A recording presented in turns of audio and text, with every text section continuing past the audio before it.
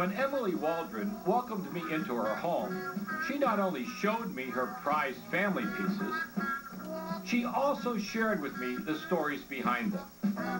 It seemed like everything she had was inherited from someone. Daddy gave it to me one day and asked me if I'd like it, and I'm not a fool. And I enjoyed hearing about them all. This is our grandfather clock.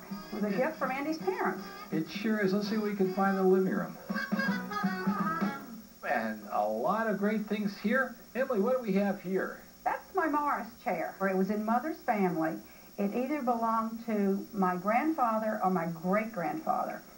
And if it belonged to my great-grandfather, I'd love to know, because he was rather famous in Georgia. He was the chancellor of the University of Georgia and a very respected and well-known man. Okay, well, I would say this chair dates from somewhere around the late 1880s through the early 1890s. So now how does that relate to the story?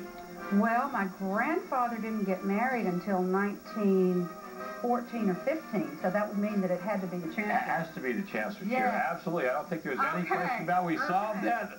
And value, probably somewhere in the 350 to 400, but a lot more family value than that. Well, this is a terrific piece. How about this one? Now, is this also from the family? This is from Daddy's side of the family. He only remembers this bottom part being used in his lifetime, and my daddy is 85. Okay. So he never even knew this part existed. Well, now, this is in really good shape, and what I think is the best news of all is the fact that somebody thought to save the top. I could see how they would just use the bottom piece. Top winds up in the attic, but fortunately you found it, and here it is intact. Conservative value, I think you're easily looking into $2,750 to $3,000 range. Wow. Oh, out on the West Coast, I think you could be looking at the $4,000 to $5,000 range. Wow. Great little piece. Not all of Emily's inherited items were quite so heavy. In the kitchen, I found this old-fashioned mayonnaise maker. Makes a great mayonnaise. It was worth $50. Just across the kitchen, I noticed a juicer that could probably squeeze water out of a rock. Worth another $50. Don't you think that's overkill, though, for like a lemon? Well, ma'am, I'll tell you what. Depends on how hard the lemon is, I suppose, right? But then Emily told me there were more things down in the basement. A great basement loaded with stuff. I love it. Oh, wait a minute. Here we go. Soaps from around the world. My kind of person. You don't bathe while you're on the road. You steal the soap.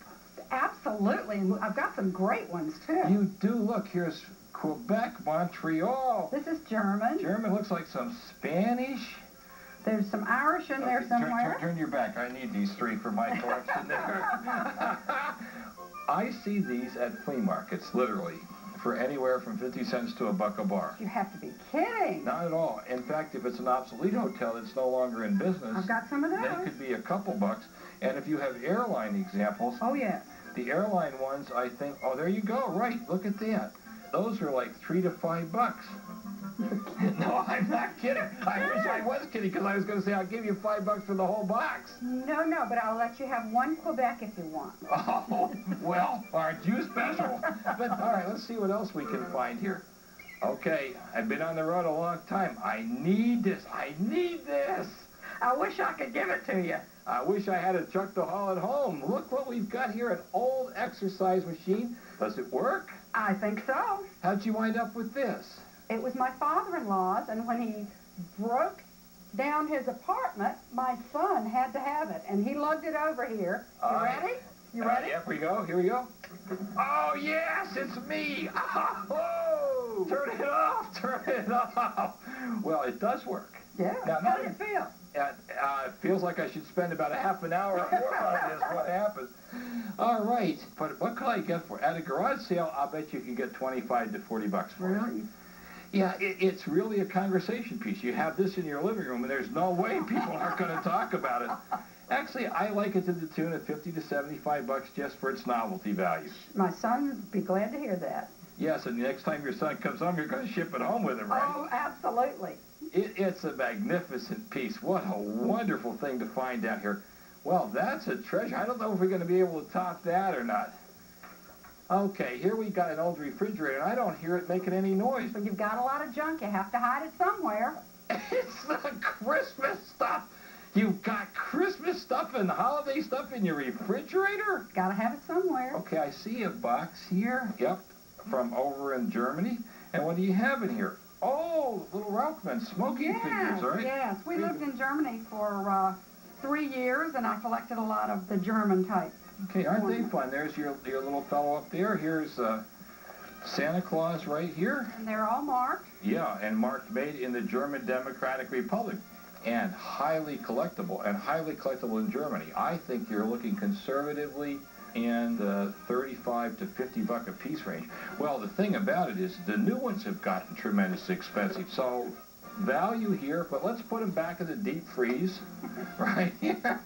I still can't believe this one, I'll tell you. It really is no wonder I love my job so much. With someone like Emily, I'm reminded just how much fun it can be going through old stuff, especially when it's a family affair.